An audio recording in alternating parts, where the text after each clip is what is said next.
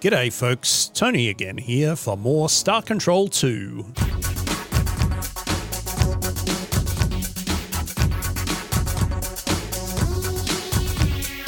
We are going to keep talking to the Melnorm.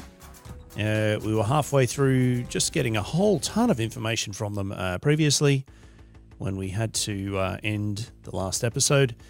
And we still have a ton of credits left, so let's get on with buying more information. Because information is power. I'd like to make some purchases. I would like to buy some information about current events. You may have noticed the presence of an increasingly large number of red probe vessels. Yes, I have. Which move with great speed and attack relentlessly. We are sorry to say that this is our catalogue item 2418B. Do not blame us. We are not responsible for this violent folly. The product is not being used in a correct manner. Should you wish to confront the actual wrongdoers, we suggest you search the planets in Beta Corvi for the probe's owners. Your present balance is 343 credits. Interesting. Not more than 50 years ago, the Druge were informed by the now extinct Burvixis race of a powerful alien nation called the Utwig. The Utwig, the Burvixis explained, were pleasant, sophisticated creatures.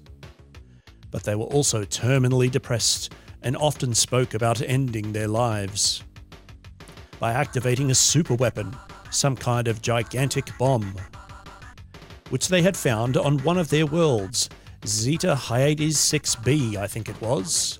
The Druge recognized the description of the bomb as a Precursor planeteering tool, which indeed was an explosive device of unrivaled power, and they set out to make it their own. Though the revolting, criminal, insidious Druge rarely leave their sphere of influence. It encompasses Algol, Almagest, and the Persei stars. They made a special trip on this occasion to the Aquarii constellation, where they made contact with the Utwig. There is a device commonly known as the Ultron. Is it now in your possession? Ah, I see.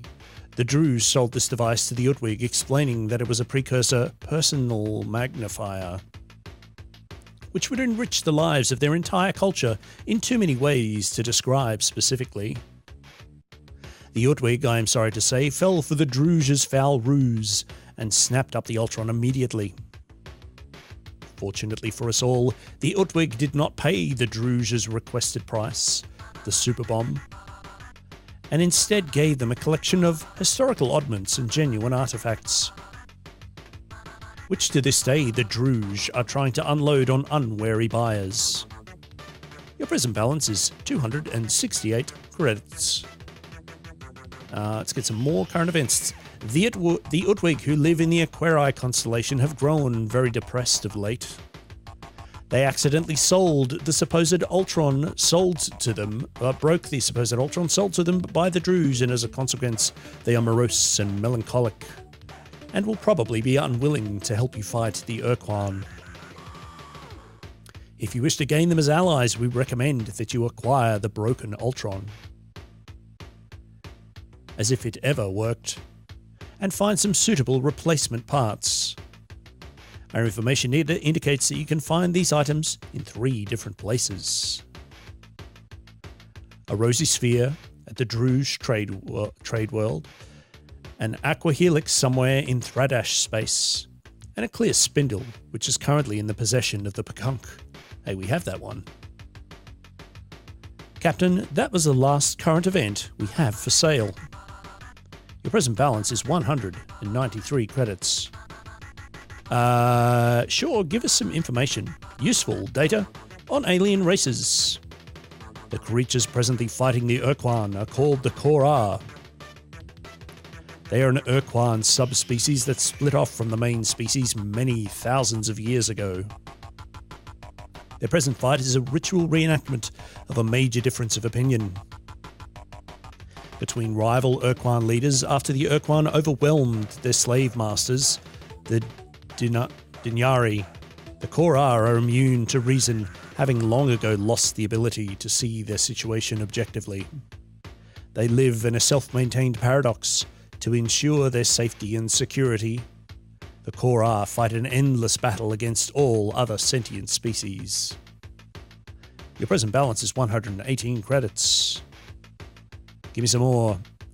I must warn you about some very bad people. Is this worth so many credits, you ask yourself? I assure you, it is. The creatures are called the Druge, and they are a callous and evil race. They care for nothing but profit and personal gain through unfair mercantile exchanges. Why are you looking at me like that, Captain? It is not appropriate. As I was saying, these wicked creatures will try to sell you commodities at unreasonably low prices. Hoi, they almost give away fuel. Do not fall for their tricks. There are hidden costs, secret tariffs. So that you may avoid them, I will tell you that their main trade world is Zeta Persei 1. Why are you smiling, Captain? Your present balance is 43 credits. I don't believe that's going to allow us to buy any more. I think we're out of money, and that is in fact the case. So we are done buying information, and we shall be leaving now. Very good. So we have empty cargo holds. We are sort of close-ish to where the Pekunk are. And considering sort of where I was planning on going next, we should probably go down and have a chat with the Pekunk now, because we're going to try and make our way all the way up in this direction. I believe the Chandrasekhar stars were some... Yes, they were around here, and I believe that somewhere around here is where that portal is supposed to be.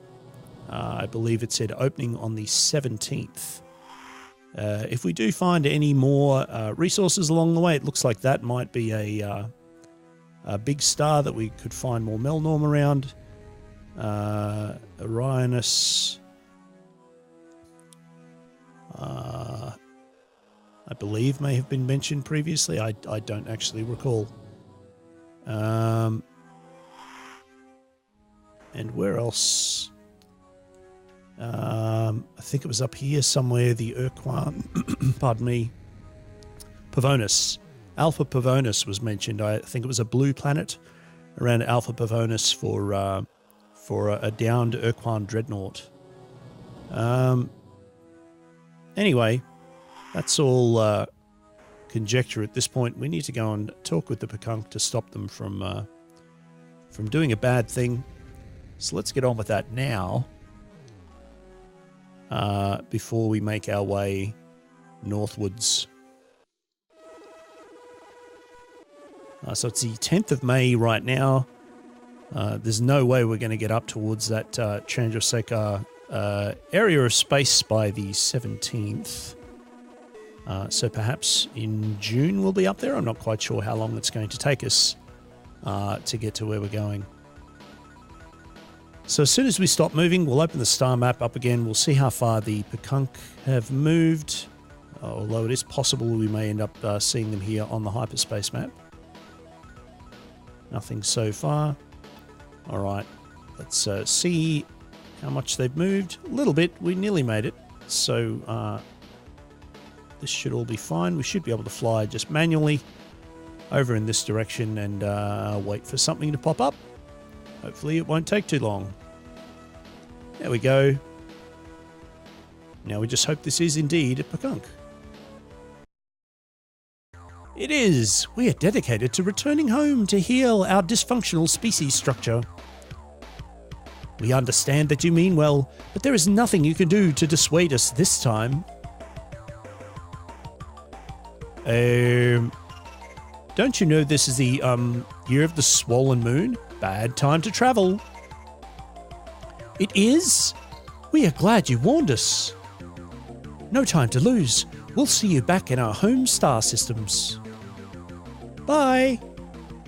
Good work. We did it. So let's That's going to give us a reasonably good travel angle there, I think. Where was that stuff again? I think it was up here somewhere. Yep. How much fuel is that going to cost us? It's going to be approximately half. Sol is on the way, and we could top up while we're there. So let's do that, because there's no point in traveling all that way and then running out of fuel. That would be embarrassing. And we should hopefully still be fairly flush with enough money to afford that. All right, so a little bit of a recap. We have a giant lore dump and about 1 billion quests that we've been given by the Melnorm now that we've finally started spending money on it. Of course, there is no quest log in the game, so we're just kind of having to remember it, or rather I'm having to remember it, or perhaps you're having to remember it and then yell at me in the comments when I forget things because there's many days in between episodes. Welcome back, Captain Clapton. Before we proceed, I wanted to let you know we have been invaded by an alien race calling themselves the Urs, though so far the invasion is a friendly one. The fish-like creatures have been stomping around the base in their robotic walking exoskeletons, which look like combat vac suits, if you ask me. Based on the summary reports I've seen on their Nemesis ship design, I have but a single comment. I like it. I'd say we have quite a nasty little surprise in store for the Ur-Quan the next time you tangle with them. Cool. We don't have minerals to offload. So now that we've had that little lore dump, let's go and fuel up. Come on, give me all the fuel. All of it, please. 210. There we go. We were done. And well done. And we shall save the game. I think I'm only going to use the first 2 screens for this from now on. There we go. And the Pekunk moving back. And let's go up here and we'll see what happens along the way. This could be a fairly long flight, so what can we talk about in the meantime? What can we talk about? What was I saying before? Yes, many quests and no quest log. So we're just going to kind of have to amble our way along, doing the bits and pieces that we can. The overall sort of primary objective of what I'm trying to do at this stage really isn't as much about money now as it is about getting more biologicals or any form of credits with the Melnorm to get more info, because that's where we're getting all of our progression stuff from, and trying to fulfill some of these quest requirements, get some more allies. And I would imagine, given the excessive amount of information about a super bomb that we just heard from the Melnorm, that is going to be a significant component from the for the way that we win the game. I assume that this thing that is chasing us here at the moment is a Slolandro, so maybe we'll just let it catch up with us and find out. Sounds promising. There we go. Let's get straight amongst it.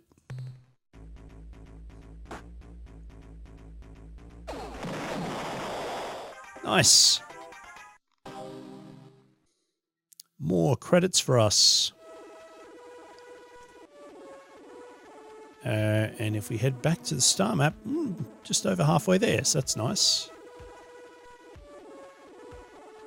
I just realized we didn't get any more crew when we were back at Earth. Whoops. So hopefully we're not going to be engaged in too much more combat, or we're we're going to have to do a real long run back to restock that. Although we could just hoover it from the Earthling cruisers. All right, so we're coming up on the 17th of the month here. It's now just ticked over to the 12th. So this could be fairly good timing if we end up in the right sort of region at the right time, we might actually end up getting something accomplished here. Going to keep a very close eye on the map. Down in the bottom right-hand corner. Aha! Speaking of which, there it is right now. It's bright green. Let's fly into it and see what happens. Interesting. So there are other stars around, which I'm assuming are going to be... Okay, that's the hyperspace color, so presumably they're going to take us back to hyperspace. We don't appear to be using up fuel while we're in here too, which is interesting. But is there anything here to find other than... I'm going to say anything to find other than portals. That looks like a larger dot than the other ones. And there's a planet in it. Let's do it. Hello, little one. I am so pleased to see you. You have done well for yourself. It is gratifying. So we're apparently in quasi-space. And we're speaking to whoever this is. This would be the Arilu. Okay. What should we say? Let's just start at the top. You sound as if you know me. Have we met? I forget myself. Of course you don't know me. You are from Unserwald, not Earth. We are, however, how shall I say, related. It has been many of your years since I have been to our planet Earth. We are known among your kind by many names, some of them flattering, some of them not. The one we use most often was given to us by the children of the Celts, a wonderful culture. They called us the Arilu Lalile. More recently, we were part of the Alliance of Free Stars, along with your kind. Until we decided to return to our own, how would you say, reality. When it became clear that your people would be safe enough under the Ur-Quan slave shield. Sure. So what did happen at the end of the war? Forgive us if we forget the importance you attach to such events as this. Our context is infinitely broader than yours in scope, both in space and time. Nevertheless, to please you, I shall try to recall. Yes, now I remember. Here is the sequence. The Ur-Quan fleets have moved through your solar system and you are defeated.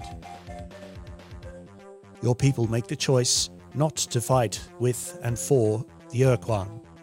A shield is cast about your world. Your people are now safe. This makes us happy.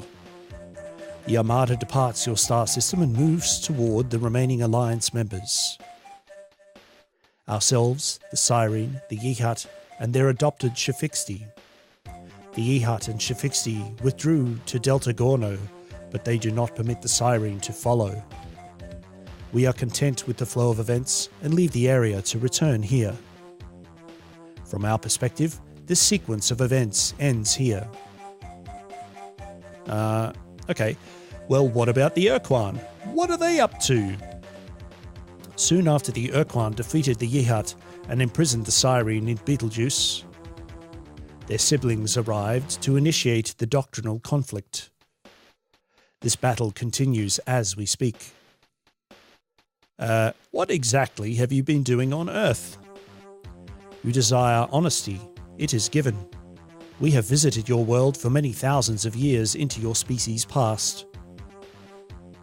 We have changed things, made modifications. What did you modify on Earth, and why? Our motives are multiple, our desires complex. Part of what we do on Earth is for your own protection. There are parasites, creatures who dwell beyond. They have names, but you do not know them. They would like to find you. But they are blind to your presence, unless you show yourselves. The androsynths showed themselves, and something noticed them. There are no more androsynth now, only ores. This sounds creepy. Please go on. No, in a way, ignorance is your armor, your best protection. They cannot see you now. They cannot smell you. Much of our work with your people involved making you invisible, changing your smell. If I tell you more, you will look where you could never look before. And while you are looking, you can and will be seen. You do not want to be seen. Okay. You said you had much to give my people. Can you be more specific? As you know, we live in a dimension adjacent to hyperspace, which we call quasi-space. Our ships have moved between these dimensions through weaknesses in the interdimensional fabric. Although many such weaknesses or portals exist which lead from our dimension, quasi-space, to various locations in hyperspace, there is only one naturally occurring portal, which will transport a ship from hyperspace to quasi-space. We therefore find it convenient to generate our own portals artificially, with focused dimensional fatigue rays. As a sign of our long-standing relationship with your species, we would happily fit your vessel with a portal spawner of its own. But your ship is so massive, our units would be ineffective. However, we suspect you may find the sufficiently powerful warp pod, the key element in a portal spawner, in the wreck of the Ur-Quan dreadnought on the 7th world at Alpha Pavonis. Bring that warp pod back here, and we will prepare a portal spawner for your vessel. That sounds handy. You mentioned a talking pet. How did you find one? We are an endlessly curious species, and we spend much of our time on, how should I say, reconnaissance missions. During one such trip, we witnessed the crash landing of an Ur-Quan dreadnought on the surface of Alpha Pavonis 7. Normally, when an Ur-Quan vessel is disabled, it automatically engages self-annihilation circuits to prevent other species from learning the Ur-Quan's technological secrets. In this case, however, those circuits must have failed. The dreadnought did not disintegrate on impact. We landed to explore the wreckage and were amazed to find a survivor, a talking pet. As you may know, the Ur-Quan use these non-sentient creatures for the task of interspecies translation, a task the Ur-Quan find ultimately demeaning. The talking pet was severely injured. We did what we could for the poor creature, but it grew clear that without superior measures, the talking pet would die. We turned to the Umgar, whom we have known for many centuries. Their bioscience skills are far superior to our own. The Umgar promised to do what they could and let us know how the pet fared. We have not heard from the Umgar since. Perhaps if you are travelling through their stars, you can ask them for us.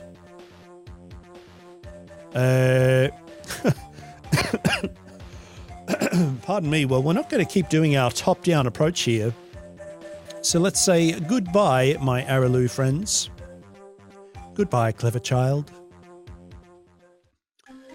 Cool. So it certainly sounds like Alpha Pavonis is now sort of our primary... Interesting. Sort of our primary target. All of these say unknown. And I think the portal that we came through disappeared. So who knows where any of these things are going to bring us back to. Although if we think about the star map that we were on, we were sort of over on the middle sort of left-hand side. And Alpha Pavonis, I think, was a little bit north of us. So that seems like the thing that might be closest to the location that we were on the map. Although if we were to go, if this is a different version of the layout of that map, maybe we should go up to the top of the map And then from there we can work our way back down to Alpha Pavonis and then presumably back to Earth. I don't know. Let's find out. Pardon me. And that has ended up taking up the majority of the last part of June. So we are cruising closer and closer to that early 2159 when I believe the Core R are going to start causing all sorts of problems. All right, let's see how... okay. Well, it looks like the right-hand side of the map there. Where on earth are we? Okie dokie. We're all the way over here, which is not where we were before. How's that for sort of a thorough analysis of our situation? Okay. What are we going to do is an excellent question, but fortunately for me, perhaps, my recording clock is telling me that can be all for this part of the Let's Play. Thank you so much for tuning in. If you enjoyed the episode, please give it a thumbs up. You can subscribe to the channel if you'd like to be notified when other episodes are released. And please tell a friend if you think they might enjoy this. And come back again soon for more Star Control 2.